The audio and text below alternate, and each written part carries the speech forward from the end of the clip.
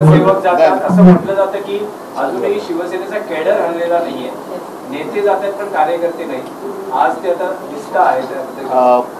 सुजाताताईंनी त्यांच्या भावना नेमक्या शब्दात व्यक्त केलेल्या आहेत आणि ज्या वेळेला त्यांनी त्या शिवसेना सोडतात हे कळलं तेव्हा आम्हाला सगळ्यांना एक धक्का बसला तर वाईटही वाटलं होतं की एवढी आपली जुनी कार्यकर्ती शिवसेना सोडू का शकते आणि कशी शकते.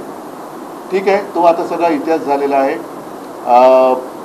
गेले 3-4 महिने किंवा किती जो काय काळ तुम्ही तिकडे होतात तिकडे एकूण सगळं बघितलेलं आहे. बेबंदशाही, अंधाधुंद आणि कशासाठी लोक तिकडे जात आहेत, तिकडे जाऊन काय करताय हे तुम्ही जवळून पाहिलं. त्याच काळामध्ये तुम्ही मला यापूर्वीसुद्धा सांगितलं आणि आत्तासुद्धा सगळ्यांना तुम्ही सांगितलं की तिथे तुम्ही कोणाशी म्हणजे असं काही जुळून घेऊ शकाल असं काय वाटत नव्हतं. एकूण वातावरणच फार विचित्र होतं. बेचैन होत्या, अस्वस्थ होत्या. पण त्यांना मी खरंच धन्यवाद देतो की काही जण तिकडे गेल्यानंतर पश्चाताप होतोय, अनेकांना होतोय. पण तुमच्यासारखा निर्णय घेण्याचं धाडस किंवा एक ज्याला एक हिंमत लागते ती फार कमी लोकांमध्ये असते आणि ही हिंमत आणि हे धाडस केवळ शिवसैनिकामध्येच असू शकतं. बाकी इतर जे काही गेले असतील लाचारीसाठी त्यांच्यामध्ये असू शकत नाही. आज संपूर्ण शिवसेना कुटुंब हे परत एकदा आनंदी आहे. तुमचं स्वागत सगळ्यांनी केलेलं आहे आणि तुम्ही ज्या एका आपुलकीने प्रेमाने काम करत होतात त्याच यांनी तुम्ही यापुढे आणखीन मी तर म्हणेन आता अनुभव संपन्न झालेला आहात तर त्या यातनं आणखीन जोरात काम कराल आणि शिवसेना तिकडे आणखी मोठी कराल ही मला खात्री आहे.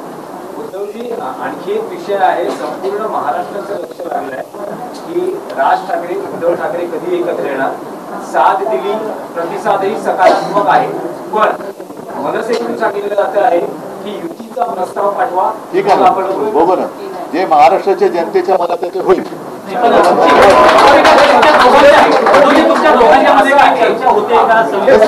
मी तुम्हाला एका वाक्यात सांगितलेलं आहे. त्याच्याबद्दल बाकीचे जे काही बारकावे ते आम्ही बघतोय.